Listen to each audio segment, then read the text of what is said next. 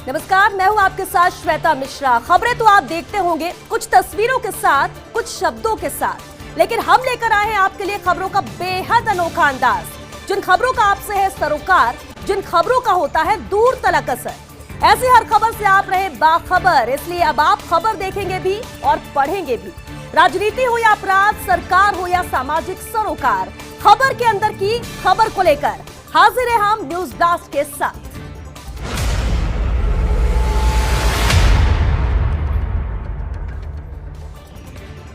तो नए साल पर देश को कोरोना वैक्सीन का तोहफा मिला है। देश को पहली कोरोना वैक्सीन मिली है। देश में बनी वैक्सीन कोविशील्ड को मंजूरी मिल चुकी है। सीरम इंस्टीट्यूट की वैक्सीन को यह मंजूरी मिली है। कोविशील्ड के आपात इस्तेमाल को मंजूरी मिल चुकी है। वैक्सीन के आपात इस्तेमाल को लेकर विशेषज्ञों की बैठक हुई और बैठक में लिया गया वैक्सीन के आपात इस्तेमाल पर फैसला। वैक्सीनेशन के लिए कल पूरे देश में ड्राई रन होगा। तो बेहद अहम खबर है, इंतजार इसी को लेकर था और नए साल के आगाज के साथ ही वैक्सीन का तोहफा देश को मिलने जा रहा है। नए साल पर देश को पहली कोरोना वैक्सीन मिली है। देश में बनी ये वैक्सीन कोविशील्ड को मंजूरी मिल चुकी, जिसका इंतजार सभी को था। सीरम इंस्टीट्यूट की वैक्सीन को यहाँ पर मंजूरी मिल चुकी है। कोविशील्ड के आपात इस्तेमाल को यहाँ पर मंजूरी मिली है। खासतौर पर आपात इस्तेमाल कहा जा रहा है। आपात इस्तेमाल को लेकर मंजूरी वो इसलिए भी जरूरी है क्योंकि इंतजार था, जरूरत बन चुकी थी। इंतजार यही था कि इसे हरी झंडी मिल सके।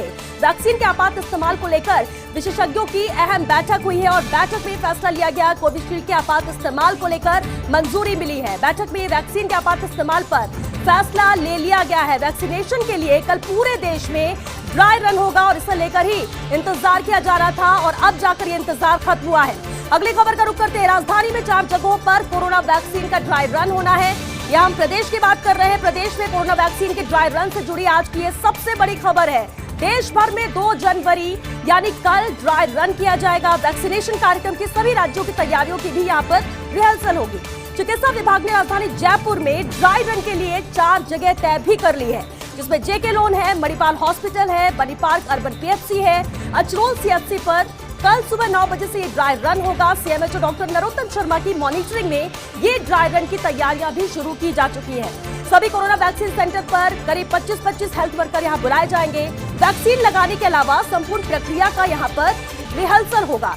तो जहां एक तरफ फैसला लिया जा चुका है, हरी झंडी मिल चुकी है आपात इस्तेमाल को लेकर, तो वहीं अगर हम प्रदेश की बात कर लें, राजधानी में यानी कि जयपुर में 4 जगहों पर कोरोना वैक्सीन का ड्राई रन होगा। प्रदेश में कोरोना वैक्सीन से ड्राई रन से जुड़ी आज की सबसे बड़ी खबर है। देश भर में 2 जनवरी यानी कल ये ड्राई रन किया जाएगा। वैक्सीनेशन कार्यक्रम की सभी राज्यों की तैयारियों की यहाँ पर रिहर्सल भी की जाएगी। चिकित्सा विभाग ने राजधानी जयपुर में ड्राई रन के लिए 4 जगह भी तय कर ली है। वो कौन सी 4 जगह वो भी हम आपको बता रहे हैं। जेके लोन है, मणिपाल हॉस्पिटल, बनी पार्क अर्बन पीएचसी है और साथ ही अचरोल सीएचसी पर कल सुबह 9 बजे से ये ड्राई रन होगा। सीएमएचओ डॉक्टर नरोत्तम शर्मा की मॉनिटरिंग में ड्राई रन की तैयारियां शुरू की जा चुकी है। और इधर पीसीसी चीफ गोविंद सिंह डोटासरा का दिल्ली का अहम दौरा है और आज सुबह दिल्ली पहुंचे हैं गोविंद सिंह डोटासरा। दिल्ली में प्रदेश प्रभारी अजय माकन से उन्होंने मुलाकात की। 12D फिरोजशाह रोड पर इन दोनों के बीच में मीटिंग हुई है। काजी निजामुद्दीन भी इस दौरान उनके साथ मौजूद रहे। पीसीसी कार्यकारिणी को लेकर विस्तार से चर्चा इस मीटिंग में हुई।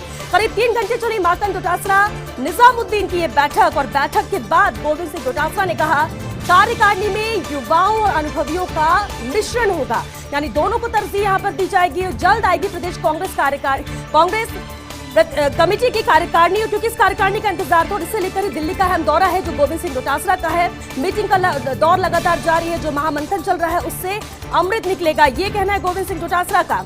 छोटी कार्यकारिणी होगी और जल्द ही इसकी घोषणा भी होगी। आलाकमान के निर्देश पर एकजुटता के साथ राजस्थान में कांग्रेस आगे बढ़ेगी और जारी होने वाली कार्यकारिणी में भी एकजुटता दिखेगी। प्रेस कॉन्फ्रेंस बुलाकर कार्यकारिणी की घोषणा होगी। संगठन में काम करने वाले लोगों को यहां कार्यकारिणी में रखा जाएगा। ये अहम बातें हैं जो गोविंद सिंह डोटासरा ने कही है। वही वरिष्ठ और युवा नेताओं का कार्यकारिणी में मिश्रण दिखेगा, यानी तरजीह दोनों को रहेगी। वरिष्ठ भी रहेंगे, युवा नेता भी रहेंगे और इसलिए अब इंतजार उस लिस्ट का ही है कि आखिर वो कौन से नाम है जिन्हें शामिल किया जाता है। ऐसे वरिष्ठ और युवा नेताओं को मिलेगी जगह जो फील्ड में दौरे कर सकते हैं। ग्रास रूट तक पकड़ रखने वाले नेताओं को भी यहाँ पर तरजीह मिलेगी। देखिए, इसे भी समझना होगा कि वो नेता जो फील्ड में जाकर दौरे कर सकते हैं, यानी कि वरिष्ठ तो होंगे लेकिन कम से कम सक्षम रहे फील्ड में जाने को लेकर, दौरे करने को लेकर, मुलाकात करने को लेकर, लोगों को समझ सके, समस्याओं को ग्रास रूट तक पकड़ रखने वाले नेताओं को भी यहाँ पर तरजीह मिलेगी। संगठन को समय और आमजन की सुनवाई करने वालों को यहाँ पर तवज्जो मिलेगी। एकजुटता के सवाल पर गोविंद सिंह डोटासरा ने कहा कि फेविकॉल का मजबूत जोड़ है, यह टूटेगा नहीं। ये गोविंद सिंह डोटासरा का कहना, क्योंकि सवाल बार बार एकजुटता को लेकर उठते रहे हैं। इधर कांग्रेस के दो विधायकों ने पाला ही बदल लिया है। अहम खबर है, पायलट ग्रुप के नजदीक आए हैं ये दोनों ही विधायक। ये तस्वीर भी आप देखिए। महिला विधायक इंदिरा मीना ने अध्यक्ष डोटासरा के खिलाफ मोर्चा खोला था, लेकिन वोट की मजबूरी के कारण नोटिस तक इन्हें नहीं दिया गया, यानी इंदिरा मीना को नोटिस तक नहीं थमाया गया। दूसरे विधायक की बात कर लें, दांतारामगढ़ के वीरेंद्र सिंह है, डोटासरा के राजनीतिक गुरु हैं के बेटे हैं वीरेंद्र सिंह, और आजकल पायलट के पोस्टर में रंगे नजर आ रहे हैं वीरेंद्र सिंह। वैसे भी मंत्रिमंडल और राजनीतिक नियुक्तियों में इन दोनों का नाम नहीं है, ये भी तय है, लेकिन खुले तौर पर किस तरह से मोर्चा इन लोगों ने खोला है और पाला बदल लिया है कांग्रेस के इन दोनों ही विधायकों ने। और साफ नजर आ रहा है कि पायलट ग्रुप के नजदीक आए हैं दोनों ही विधायक। महिला विधायक इंदिरा मीना ने भी यहाँ पर अध्यक्ष डोटासरा के खिलाफ मोर्चा खोला था, और अगर ऐसा जब किया जाता है तो कहीं ना कहीं कार्रवाई होती है, नोटिस दिया जाता है। लेकिन समझिए कि वोट की मजबूरी के कारण नोटिस तक नहीं दिया गया है इंदिरा मीना को। दूसरे विधायक की बात कर लेते हैं, दांतारामगढ़ के वीरेंद्र सिंह हैं, डोटासरा के राजनीतिक गुरु के बेटे हैं वीरेंद्र सिंह, और आजकल पायलट के पोस्टर में ये रंगे हुए नजर आ रहे हैं वीरेंद्र सिंह। वैसे भी मंत्रिमंडल और राजनीतिक नियुक्तियों का इंतजार सभी को है, और इसमें साफ नजर आ रहा है कि इन दोनों का नाम ही न मंत्रिमंडल और राजनीतिक नियुक्तियों में नहीं है। खबर सचिवालय के गलियारों की कानाफूसी की भी है, और उस पर भी नजर डालते हैं। संस्कृत शिक्षा मंत्री जी का संस्कृत व संस्कृति का ज्ञान, जरा उस पर भी नजर डालते हैं कैसा ज्ञान है इनका। कोशिश यही कि नए साल पर श्री गणेश हो अच्छे से। शहर सचिवालय में अकेले मंत्री सुभाष गर्ग ही आज मौजूद है। निपटाया है उन्होंने सरकारी कामकाज, और लोगों से उन्होंने मुलाकात भी की। मंत्री जी के करीबियों से लेकर लोगों में यही चर्चा रही, और कहते हैं ना कि साल के शुरू में जो कार्य चलता है वो पूरे वर्ष पर्यंत तक चलता है, और इसलिए जब साल की शुरुआत हो, जब श्री गणेश किया जाए तो वो 1 तारीख से ही करना चाहिए। तो सचिवालय के गलियारों की कानाफूसी है कि संस्कृत शिक्षा मंत्री जी का संस्कृत और संस्कृति का ज्ञान है, ये कह सकते हैं, क्योंकि कोशिश यही है कि नए साल पर श्री गणेश हो अच्छे से। शायद सचिवालय में अकेले मंत्री सुभाष गर्ग ही आज मौजूद रहे, ये नजारा सचिवालय का रहा, और इसलिए वहां पर ये कानाफूसी होते हुए नजर आई है। वो वहां पर पहुंचे, सरकारी कामकाज को निपटाया, और लोगों से भी उन्होंने मुलाकात की। मंत्री जी के करीबियों से लेकर लोगों में यही एक चर्चा आज रही, और कहते भी है कि जब नए साल के शुरू में जो कार्य किया जाता है वो वर्ष पर्यंत बेहतर ढंग से चलता है, और इसलिए हर किसी की कोशिश रहती है कि साल के पहले दिन यानी पहली तारीख को अच्छे से काम किया जाए, काम की शुरुआत, दिन की शुरुआत अच्छे से हो, जैसे कि साल पर्यंत तक ये काम चलता रहे। और यही आज सचिवालय में नजर आया, और यही कानाफूसी भी आज सचिवालय में रही। इधर विधायकों के लिए बन रहे बहुमंजिला आवास प्रोजेक्ट से जुड़ी हुई बेहद अहम खबर है, बड़ी खबर है, और साफ हुआ है कि प्रोजेक्ट निर्माण का रास्ता। प्रोजेक्ट के लिए मंत्रिमंडलीय उप समिति ने बड़ा फैसला लिया है। अब प्रोजेक्ट के लिए जेडीए हाउसिंग बोर्ड को 100 करोड़ की राशि देगा। प्रोजेक्ट में देरी नहीं हो, इसलिए जेडीए को तत्काल यहां बोर्ड को राशि देनी होगी, और इसके बाद प्रोजेक्ट की स्थिति और व्यय की गति के अनुसार ही यहां पर 2 किश्तें देनी होगी।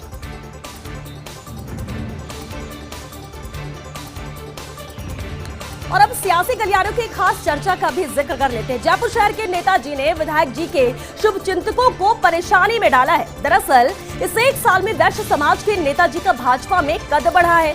युवा नेताजी को मिला शहर का बड़ा पद, तो तेजी से यहाँ पर चर्चा भी निकल पड़ी है, और वो ये कि नेताजी भविष्य में ठोकेंगे मालवीय नगर से तार।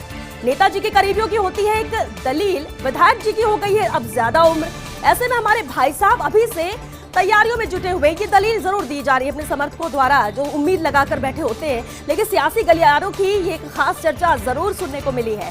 जयपुर शहर के इन नेताजी ने विधायक जी के शुभचिंतकों को परेशानी में ही डाल दिया है।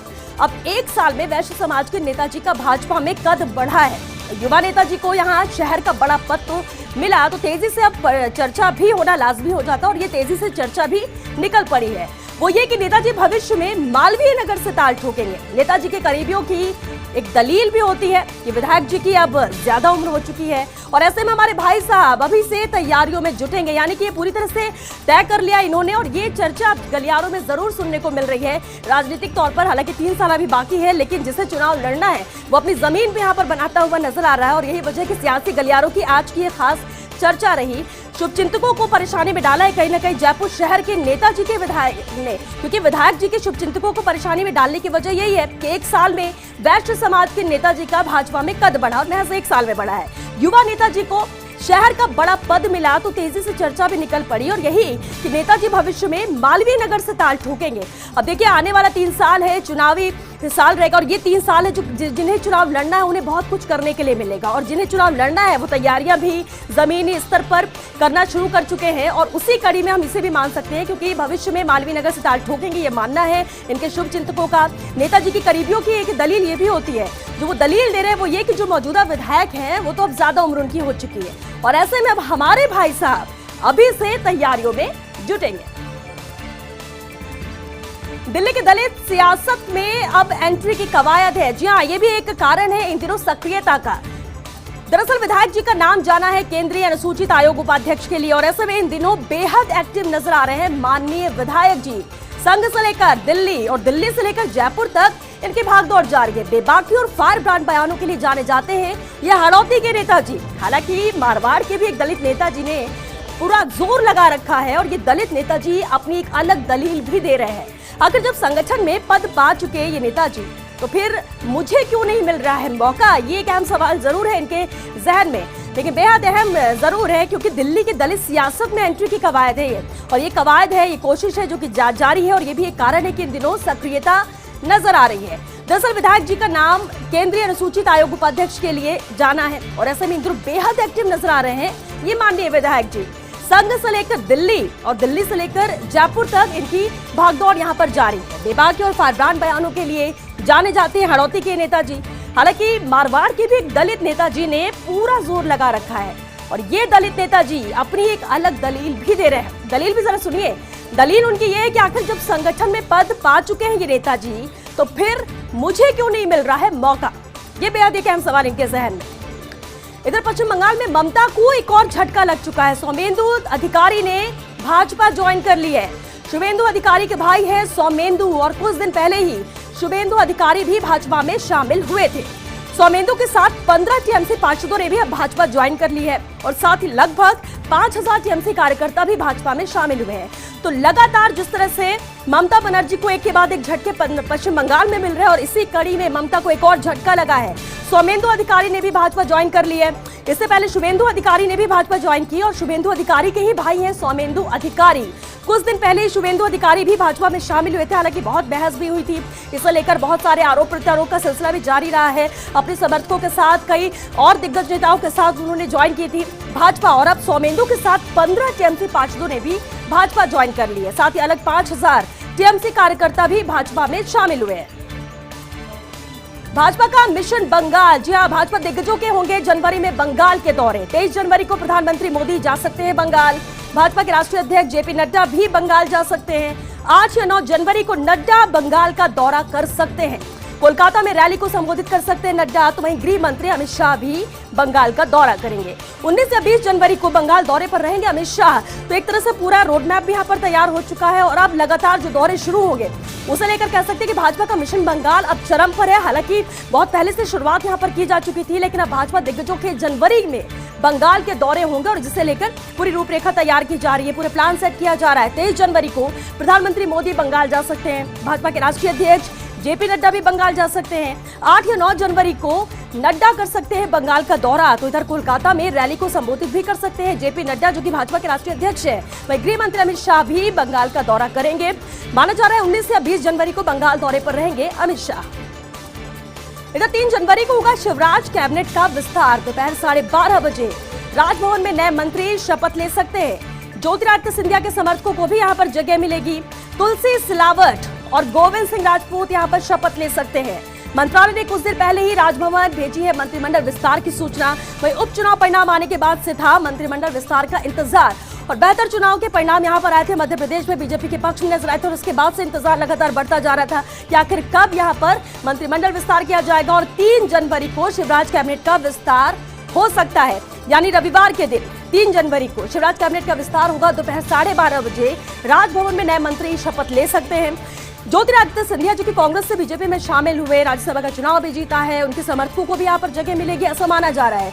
तुलसी सिलावट और गोविंद सिंह राजपूत यहाँ पर शपथ ले सकते हैं, ये भी माना जा रहा है। मंत्रालय ने कुछ देर पहले ही राजभवन भेजी मंत्रिमंडल विस्तार की सूचना। वहीं उपचुनाव परिणाम आने के बाद से ही लगातार इंतजार था मंत्रिमंडल विस्तार को लेकर, और अब लगभग ये माना जा रहा है तारीख यहाँ पर तय हो चुकी। 3 जनवरी को शिवराज कैबिनेट का विस्तार हो सकता है, ये पूरी संभावना यहाँ पर नजर आ रही है। दोपहर 12:30 बजे राजभवन में नए मंत्री शपथ ले सकते हैं। ज्योतिरादित्य सिंधिया क्योंकि काफी समर्थक उनके साथ आए थे जब वो कांग्रेस से बीजेपी में आए थे, और ऐसे में जब मंशा पूरी होती है और जीत अच्छी मिलती है तो उम्मीदें भी बढ़ जाती हैं, और ज्योतिरादित्य सिंधिया के समर्थकों को भी जगह इसमें मिलेगी।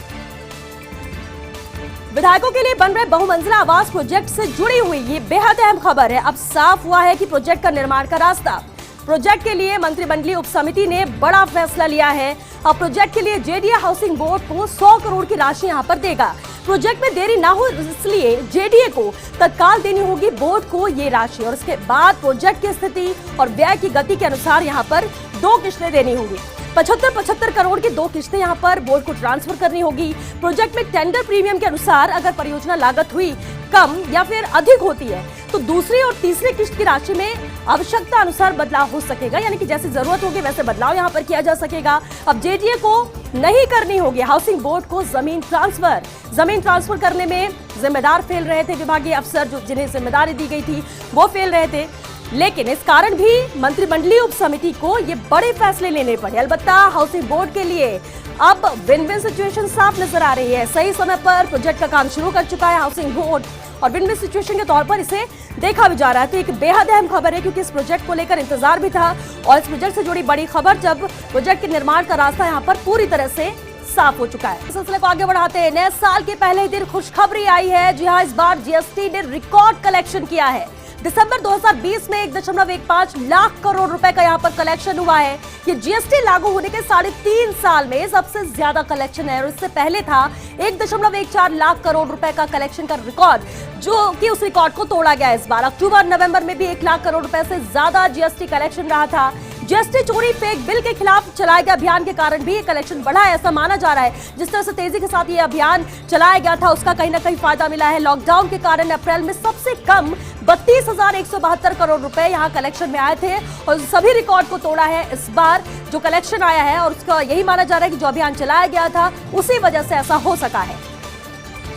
न्यू ईयर पर शेयर मार्केट हैप्पी नजर आ रहा है। न्यू ईयर के पहले ही दिन 10 साल का रिकॉर्ड टूटा है। बाजार लगातार 9वें हफ्ते बढ़त पर बंद हुआ है, और इससे पहले अप्रैल 2010 में इतनी लंबी वीकली बढ़त की यहां पर दर्ज की गई थी। सेंसेक्स 117.65 पॉइंट ऊपर चढ़कर 47,868.98 पर बंद हुआ। वहीं निफ्टी की बात कर ले, पहली बार 14,000 पॉइंट के ऊपर बंद हुआ है निफ्टी।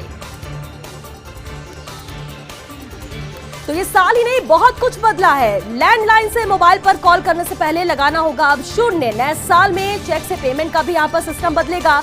5,000 से ज्यादा का चेक तो होगा दोबारा कंफर्मेशन। वही कॉन्ट्रैक्ट लेस का ट्रांजैक्शन की लिमिट भी यहाँ पर 2,000 से बढ़ा करके 5,000 कर दी गई है। यूपीआई से लेकर चेक पेमेंट तक, म्यूचुअल फंड से जीवन बीमा तक, वही व्हाट्सएप के ऑपरेशन तक में आज से कई बदलाव यहाँ पर किए जा रहे हैं। तो ये साल बदलाव का रहेगा, ये साफ नजर आ रहा है। इधर इस वर्ष जयपुर एयरपोर्ट पर जंबो जेट विमानों की पार्किंग बनेगी। पिछले वर्ष टाइप सी कैटेगरी के बनाए गए 19 विमानों की पार्किंग वे अब बड़े आकार के 7 विमानों के लिए पार्किंग वे विकसित किए जा रहे हैं। 250 से लेकर 420 यात्री क्षमता के कैटेगरी ई विमानों के होंगे यहाँ पर 7 पार्किंग वे। वही Boeing 747, jumbo jet, Boeing 777, Airbus 330, 340 जैसे विमान इसमें शामिल किए जा रहे हैं। वहीं 7 नए पार्किंग वे बनने पर एयरपोर्ट की कुल पार्किंग क्षमता अब 41 हो जाएगी। तो ये एक अहम बदलाव जरूर इस बार देखने को मिलेगा। तो नए साल में अहम सौगात है। जयपुर एयरपोर्ट पर अब हाईली एफिशिएंट रडार लगेंगे। एयरपोर्ट पर पहली बार 2 रडार लगाने की प्रक्रिया यहां पर शुरू की गई है। नए साल में पूरा होगा रडार लगाने का कार्य। वहीं पहला रडार लगेगा अप्रोच सर्विलांस रडार, दूसरा मोनोपल सेकेंडरी सर्विलांस रडार लगेगा। एएसआर के जरिए आसमान में उड़ते विमानों की पता चलेगी यहाँ पर एक्यूरेसी इसके जरिए। वहीं एमएसएसआर से विमान की कॉल साइन, फ्लाइट संख्या भी यहाँ पर पता चलती है। अभी विमानों के अप्रोच या पोजीशन जनरल लैंडिंग कराई जाती है। रडार लगने से विमानों की लैंडिंग और टेक ऑफ में यहाँ पर कम समय लगेगा। भाजपा अध्यक्ष जेपी नड्डा की कोरोना रिपोर्ट नेगेटिव आई है। कोरोना से पूरी तरह स्वस्थ हुए हैं जेपी नड्डा ने ट्वीट कर सेहत को लेकर अपनी जानकारी दी है। 9 जनवरी को पश्चिम बंगाल जाएंगे जेपी नड्डा। 5 जनवरी को संघ की बैठक में भी वो शामिल होंगे और ये कार्यक्रम उनका तय हो चुका है। वहीं पर्यावरण पर मंडरा रहा है बड़ा खतरा। दुनिया में लकड़ी से बनी पहली सैटेलाइट तैयार कर रहा है जापान। दरअसल वायुमंडल में सैटेलाइट से पैदा हुआ मलबा काट रहा है चक्कर। धरती के चक्कर काट रहे मलबे के करीब 5 लाख टुकड़े हैं और इससे स्पेसक्राफ्ट दूसरे सैटेलाइट पर खतरा बना हुआ है। धरती को लौटते वक्त वायुमंडल में रह जाता है ये मलबा और इन टुकड़ों से इंटरनेशनल स्पेस स्टेशन को भी खतरा हो सकता है। ऐसे में 2023 तक समस्या के समाधान के लिए साथ आई 2 कंपनियां, जापान की क्योटो यूनिवर्सिटी और कंस्ट्रक्शन कंपनी सुमिटोमो फॉरेस्ट्री अब साथ आ चुके हैं। अयोध्या में राम मंदिर निर्माण का नया प्लान तैयार है। काशी विश्वनाथ मॉडल पर तैयार होगा राम मंदिर और इसके लिए होगा उच्च स्तर पर अवलोकन। शंकराचार्य स्वामी वासुदेवानंद सरस्वती के साथ संघ और विहिप करेगा इसका अवलोकन। संघ पदाधिकारी और विहिप की टीम यहां पर काशी का दौरा करेगी और 3 जनवरी को काशी विश्वनाथ धाम मॉडल का भी अवलोकन किया जाएगा।